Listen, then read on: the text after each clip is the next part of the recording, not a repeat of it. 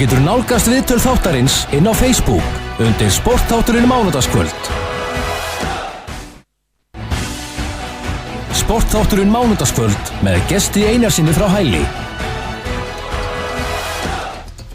Já, Sportþátturinn með ykkur hérna á þessu mánudagskvöldi og nú er komið að motocrossinu. Já, rétt á undan þá vorum við torfæruna og nú er komið að motocrossi en helgina var heldur betur stórmót hérna haldið á Selfossi og línuna er komin Magnús Ragnar Magnússon, formaður motocross-deildar Selfoss. Komdu blessaður sæll höfðingi. Já, blessaður. Er þetta ekki rosa góð kynning hjá mér á þig? Já, heldur betur. Já. Út algjörlega með þetta. Rándýrt. Já. Alveg rándýrt kenning. Já, nákvæmlega. Herðu, svona áður við förum í móthelgarinnar, aðeins að þér sjálfum, þú ert eða ekki fullu í motocrossinu sjálfur? Jú, það er svona ekki eins mikið eins og maður myndi vilja gera sko, en samt svona aðeins. Vera svolítið, þú veist, maður reynir að vera svolítið með. Já, nákvæmlega. En hvernig er svona stemningi búin að vera í kringum motocrossið? Þetta, það má segja það er nú vantar ekki upp á keppendur í motocrossi í dag. Nei, en samt við hefðum vilja til dæmis á þessari keppni sem við heldum núna á laugardaginn fá fleiri keppendur. Við vorum með það hefði ekki verið 2013, þá vorum við með rétt innan við 100 keppendur og núna á laugardaginn voru kringum 67-8 keppendur þetta er við 70. Já, þannig að þeir eru bara móðgæðir þrátt fyrir 60 keppendur? Nei. Nei. Það er reyndar oft sem að fyrsta keppnin er svona rólegust að menn eru svona að detta svolítið í gírinn og koma sér upp svona keppnisfílingnum Svo það er vonandi að þetta muni nú kannski batna eitthvað í sumar En allan að keppnin hefur svona standið í staðið ekki helgina? Þetta var bara vægast sagt geggjuð keppni Við vorum alveg einstaklega heppnir bara heppin með veðrið við vorum búin að vökva brautina vel semst á 50-dagskvöldi og fórum snemma föstudagsmorgun að græja og gera og það var allan daginn var svona aðeins bara eins og við höfum bara pantað svona létta vökun á brautina svo meðan við vorum að græja allar brautina þarna föstudaginn þá vorum við með þessa léttu vökun fram yfir miðnætti og hún var bara geggjuð á laugardaginn það töluðu bara allir keppendur það bara þeir hefðu bara sjaldan keppt í eins flottri og skemmtilegri braut Og veðri var nú heldur betur að leika við ykkur það var bara sólin sem að blinduði jafnvel ökumann eða ekki eða? Já, nei, ekki einu sinni það við, það var eiginlega alveg sólalaust svo að þetta var eiginlega bara fullkomið Ok. Já, það er bara frábært En svona í kringu svona keppni þá þarf maður eða ekki að hugsa virkilega út í mikið varðandi brautina Jú. Það er bara varðandi jafnvel bara eða ekki raka og fleira upp á að þannig að brautin sé svo hentust fyrir ökumenn eða ekki Já, það er nefnilega málið eins og hérna á Íslandi við erum ofta að lenda í því sérstaklega í svona keppnum að við erum að missa brautina stundum bara í svona þurrk og það verður rosalega mikið ryk og það er alveg stórhættulegt og með svona tilkomu vökunarkerfis og eitt og annars þá náum við svona að kontróla það aðeins betur og svo er þetta náttúrulega þegar þú ert að setja upp svona keppni þá þarf náttúrulega brautin að vera mjög vel uppsett bæði uppstökkin á pöllunum þurfa að vera rétt lendingarnar og að sé neinstaðar einhverjir kaflar í brautinu sem að geta bara valdið slysahættu og þetta er svona svolítið maus og tækni við þetta En að fylgjast með svona keppni þetta er, það má segja að þetta er eitt áhorfandars sport sem þú getur eða bara dottið inn í að horfa á þó þú vitir ekkert hver er að keppa eða á hvað hjálma það eru Já, þetta er náttúrulega svona fyrir svona bara mann á götunni að koma svona í keppni, þá þetta náttúrulega bara hálfgerð geðveiki, sko. Því að þetta er náttúrulega bara, það allt kyrpar í botn og menn eru fljúandi út alla trissur og þetta náttúrulega hálfgerð geggjun, sko, en þetta náttúrulega alveg rosalega gaman að horfa á þetta líka, sko. Nákvæmlega. En já, hvernig stendur svona sportið í dag? Nú má segja að að það er mikil svona nýjung, hvaða ný kynslóð er það ekki svolítið að koma inn í motocrossið í dag? Jú, það er alveg rétt, sko. Og bara, ef við tökum bara sem dæmi með deildin á Selfossi, þá höfum við svona undanfarin ár verið bara að einblína algjörlega á, sko, unglinga krakkastarf. Og við erum bara að uppskera það, má segja, sko, það, þú veist, eins og núna síðustu 2 ár, þá höfum við átt unglinga, Íslandsmeistari í 85 flokki í motocrossi. Já. Og fyrra þá voru við með sem sagt Íslandsmeistari í kvennaflokki. Og þetta er það breið flóra, sko, við vorum með sem sagt annað sæti í 40 plus, það eru sem sagt ökumenn sem eru komin yfir 40. Og það má einmitt nefna það núna, sko, eins og í þessu móti sem fór fram núna laugardaginn, sko, og þá eru einmitt 2 stelpur sem voru að keppa þarna í kvennaflokknum og hún Gyða Dögg, hún lendir í öðru sæti, hún var nú reyndar var fyrir því Ólani, sko, í seinna móti og hún sprengir framdekkið og kerði heilt móti með sprungi framdekk og hún sem sagt vann fyrra móti nokkuð örugt, sko, svo hefði hún ekki verið með sprungi framdekk, þá held ég að hún hefði náð að vinna fyrra mótið.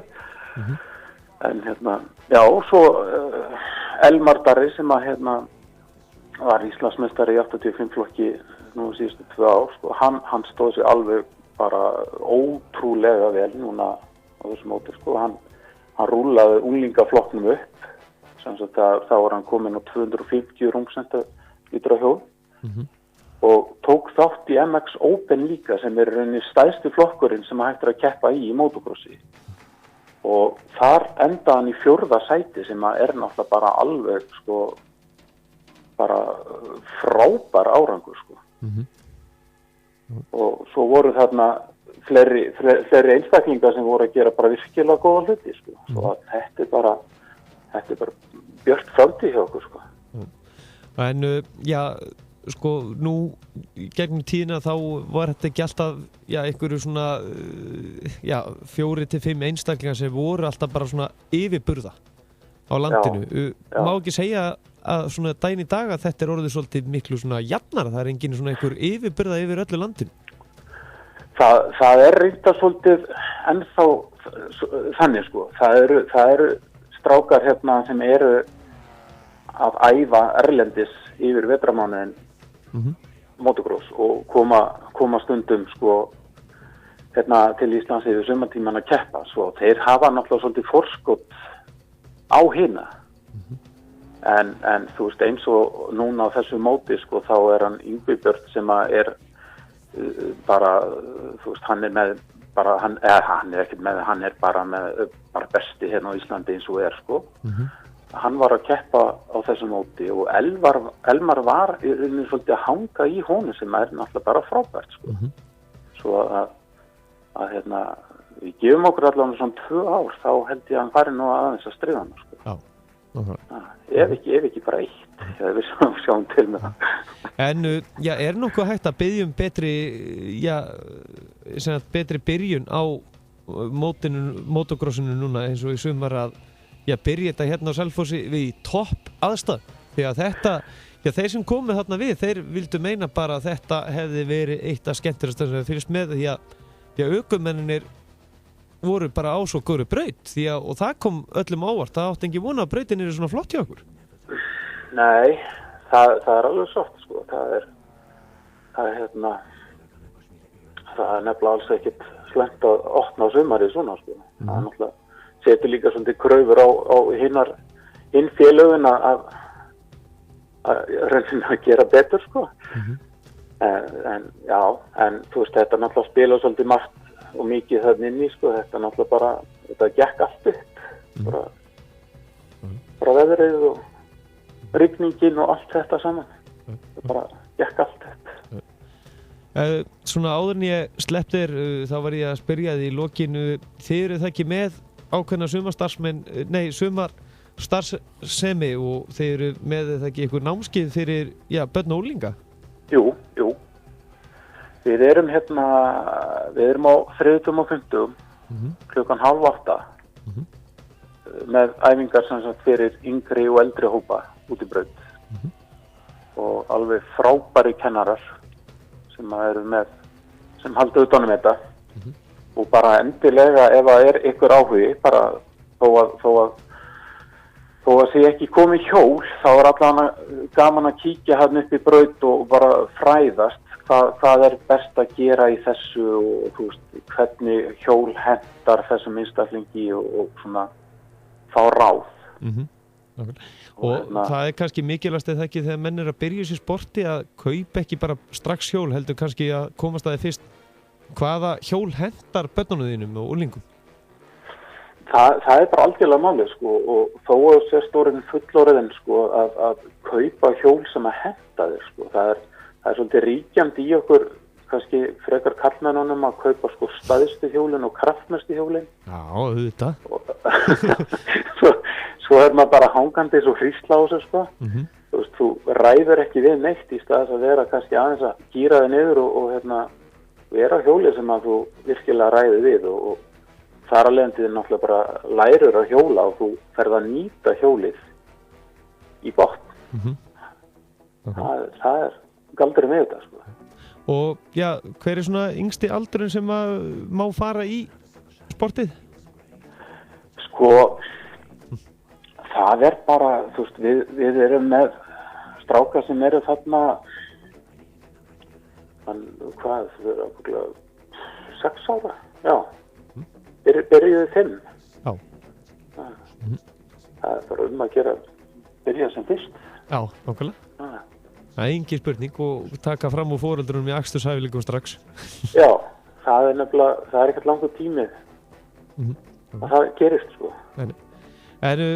Nú bara svona rétt í lokin áður en sleppið þá verði ég að spyrja þig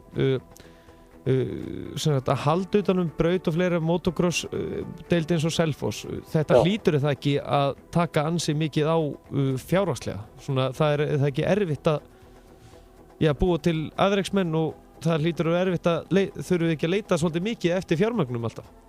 Jú, það er náttúrulega bara eins og í öllu öðru sko. Þetta er svolítið svona snúin deild sko, þetta er náttúrulega allt gert og þú veist, við framkvæmum nánast allt sjálfur sko, svo að þetta er svona sjálfur sér kannski ekki alveg óbáslega dýrt allt í kringum þetta en það fer óbáslegur tími í kringum þetta. Nákvæmlega. Þetta er þú veist, við erum búin að koma okkur upp alveg ótrúlega flottri aðstöðana og þú veist, við erum komin með tæki og tól. Þetta er svona meira bara tíminn og svona að koma sér í hlutina sko. Svo er náttúrulega alltaf verið að betrumbæta allt sko. Þú veist, við erum þyrftum að stækka vökunarkerfi hjá okkur upp og að sé þægilegra vökubrautina og þú veist, bara upp á öryggið og þú veist, þetta er náttúrulega endalaust sko. En þú veist, þetta er náttúrulega alveg rándýrt í kringum þetta allt saman en við náum að gera ótrúlega mikið úr örnum sko, því að við vinnum svo mikið sjálfur í þessu. Já, nákvæmlega. Það er lykilatriði eins og í öllum íþróttum. Já, það er það náttúrulega. Og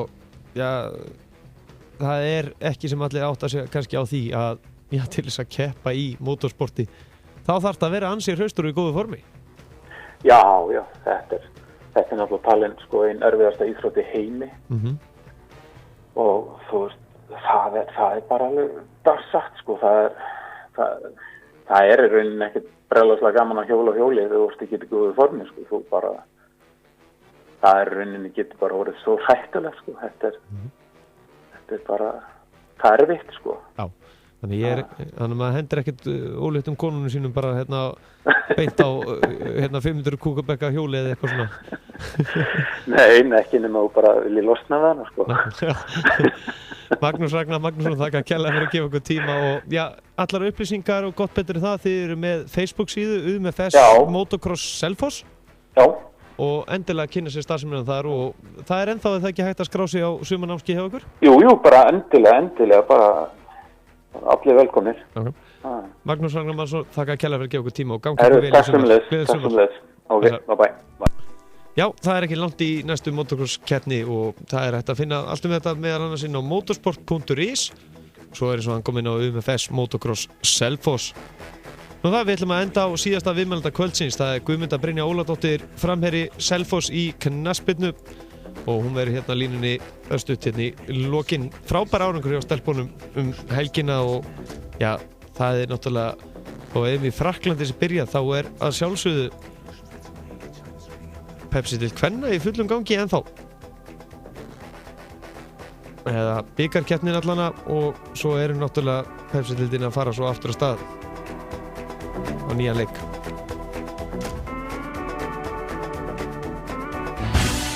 Allt sem tengist íþróttum. Sportþátturinn mánudagskvöld á Suðurland FM.